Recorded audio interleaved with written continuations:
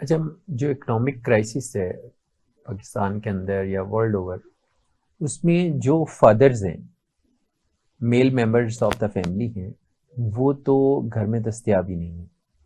وہ ایک نوکری سے نکلتے ہیں تو شام کو جب تک پارٹ ٹائم جاب نہ کر لیں، یا کاروباری لوگ بھی جو ہیں ان کا بھی ایسا میکینزم بن گیا ہے کہ ان کے پاس اپنی فیملی کے لیے فرصت نہیں ہے. جو فادرز ہیں یا میل ممبرز آف دا فیملی ہیں وہ گھر میں تب لوٹتے ہیں جب وہ تھک ہار کے سونے کے قریب ہوتے ہیں. اچھا، بچے جو ہیں وہ ظاہر ہے کہ ماؤں سے تو کنٹرول نہیں ہو پاتے.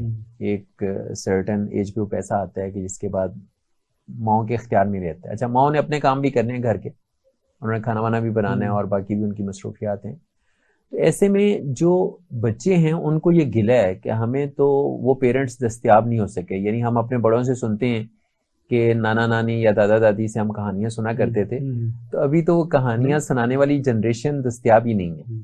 تو بچے کس سے سیکھیں؟ یہ دیکھیں، یہی وہ بات ہے کہ ذرا اس پروسیس کے تحت جو ینگ پیرنٹس ہیں، ظاہر بات جو ہم جس کرائسس کی بات کر رہے ہیں، اس کرائسس میں جو والدین بنیں گے تو وہ یہی والدین ہوں گے نا کہ جو آج کی فیملی ہے، کہ جو اس 21ویں صدی کی جو کہ فیملی ہے، کہ جس میں ہم دیکھ رہے ہیں کہ حتیٰ کہ بلکہ بات تو اب اس سے بھی آگے چلی گئی کہ ماں بھی جاب کر رہی ہے.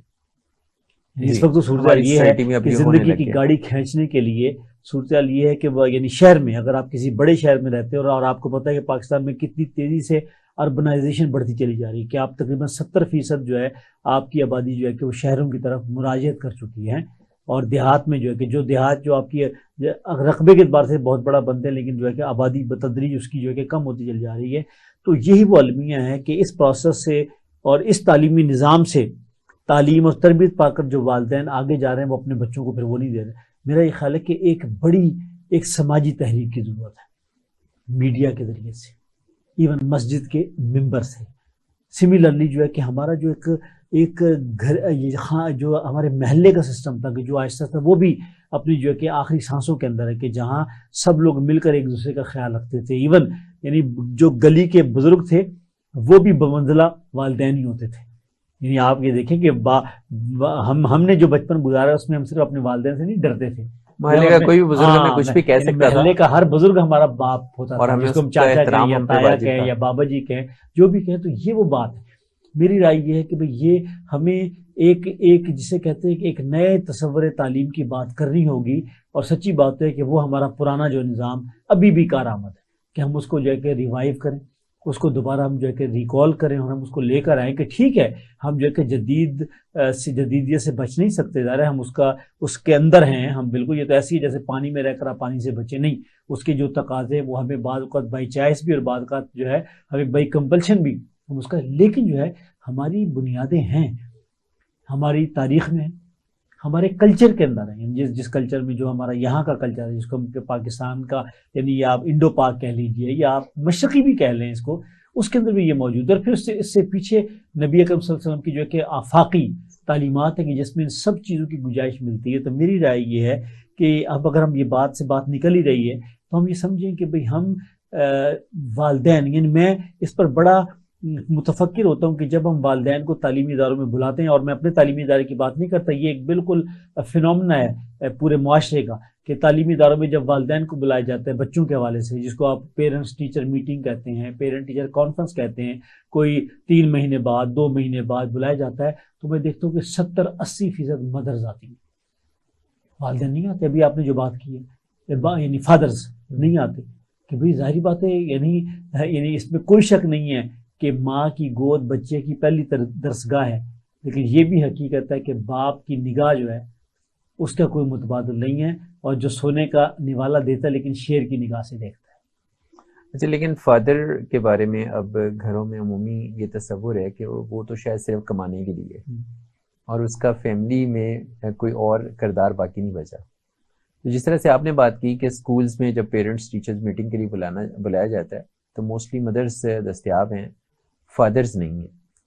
تو بڑے بچے جو ہیں وہ اپنے ڈیسیژنز بھی اب خود کرنے لگے. وہ یہ سمجھتے ہیں کہ سوشل میڈیا کے تھرو ہمیں اتنی اویئرنیس آ گئی ہے کہ ہم اپنے فیوچر کا ڈیسیژن خود کریں. انہوں نے اکیڈمی کون سی چننی ہے وہ پیرنٹس کو گائیڈ کرتے ہیں، وہ اسکول کالج کون سے میں جائیں گے یہ وہ اپنے والدین کو بتا رہے ہیں.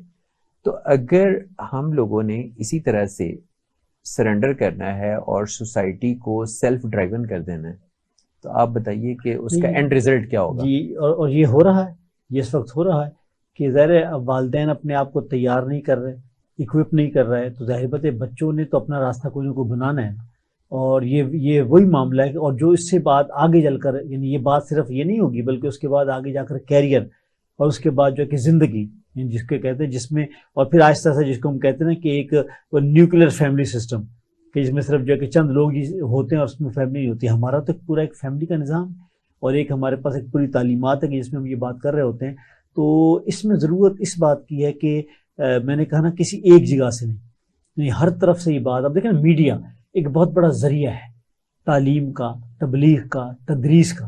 یعنی ہم نے صرف اس کو تفریح اور ہم کیا کہیں گے کہ اس کو صرف جو ہے کہ ہم نے خبریت کا ایک اس کو ہم نے آرگن بنا دیا کہ بس وہاں سے ایک انٹرٹینمنٹ ہے، یا اس میں ہم یہ کہتے ہیں کہ خبر ہے، تو انفارمیشن ہم ان کو دے رہے ہیں.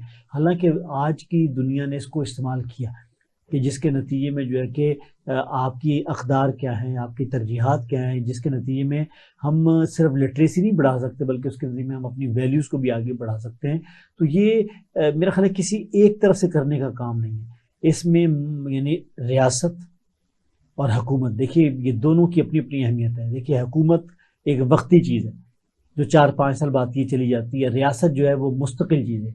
اچھا، پھر معاشرہ اس سے بھی زیادہ دیر پاتی ہے کہ آپ یہ دیکھیں نا کہ حکومت، ریاست، معاشرہ صدیوں کے تعامل کے ساتھ بنتا ہے. ریاست جو ہے ایک خاص دائرے کے اندر جو ہے کہ ایک خاص اس کی فارمل شکل ہوتی ہے. حکومت جو ہے کہ پھر اس کو فٹ ان ہوتی ہے. تو گویا یہ تین جو ہمارے ہیں، ان تینوں کو بھی سمجھنے کی ضرورت ہے. پھر اس کے بعد آگے ہمارے پھر معاشرتی اداروں کا رول ہوتا ہے، جس طرح میں نے آپ کو کہا کہ جس میں سب لوگ اپنے اپنے حصے کا کردار ادا کریں. تو میں کہتا ہوں کہ دیکھیے اصلاح کے عمل کا آغاز تو کہیں سے ہونا ہے. ذرا ہر بڑا کام اپنی ابتدا کے اندر بہت معمولی ہوتا ہے، لیکن جیسے جیسے وہ جڑ پکڑتا ہے، جیسے جیسے اس کے اندر کوئی جوہر پیدا ہوتا ہے، تو وہ لوگوں کو اپنی طرف متوجہ کرنے میں کامیاب ہو جاتا ہے. یہاں وقت ہے ایک بریک کا. ناظرین، یہاں وقت ہے ایک بریک کا. بریک کے بعد ہم گفتگو کے سلسلے کو آگے بڑھائیں گے. ہمارے ساتھ رہیے.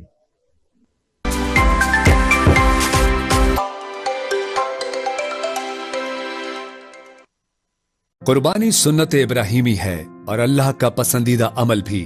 الخدمت آن لائن قربانی سے فائدہ اٹھائیں. اندرون ملک اور بیرون ملک گھر بیٹھے قربانی عطیہ کریں. الخدمت فاؤنڈیشن عید الاضحیٰ کے موقع پر لاکھوں مصیبت زدہ اور مستحق خاندانوں تک قربانی کا گوشت پہنچاتی ہے. اس کے علاوہ اس سال فلسطین، روہنگیا اور شامی مہاجرین کے لیے بھی قربانی کا اہتمام کر رہی ہے. آئیے اس عید الاضحیٰ قربانی مستحقین کے نام کریں.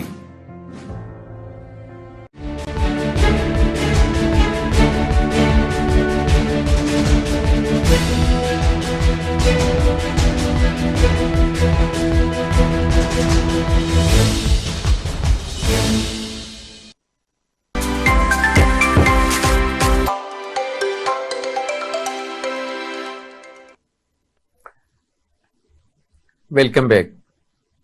وقاص جعفری صاحب، یہ بتائیے کہ جس طرح سے ہم تہذیب کے جو چیلنجز ہیں ان سے دوچار ہیں، ایسے میں کچھ ایسی آوازیں بھی کان میں پڑتی ہیں جن سے ہم پہلے کبھی آشنا نہیں تھے، جیسے لیونگ ریلیشن شپ کی ایک نئی ٹرم ہے جو پچھلے کچھ عرصے میں سننے میں آئی. اچھا، یہ سب باتیں ظاہر ہے کہ ہمارے بچوں تک بھی پہنچ رہی ہیں. میڈیا کے تھرو اب آپ کسی چیز کو روک نہیں سکتے، سوشل میڈیا تک ہر ایک کی ایکسیس ہے. تو تہذیب اور کلچر اور تمدن کا چیلنج اپنی جگہ پہ ہے، لیکن یہ جو اخلاقیات کے کچھ مسائل سر پر ہمارے سامنے آ رہے ہیں، تو ان سے کیسے نبرد آزما ہوا جا سکتا ہے؟ ماوی صاحب، یعنی یہ آپ نے ایک مثال دی ہے، اور ذرا اس طرح کی ایسی کئی مثالیں موجود ہیں کہ اب آپ چاہیں یا نہ چاہیں یہ طوفان نے بلاخیز جو ہے کہ یہ آپ کے دروازوں پر دستک نہیں دے رہا بلکہ آپ کے بیڈ روم تک پہنچ چکا ہے.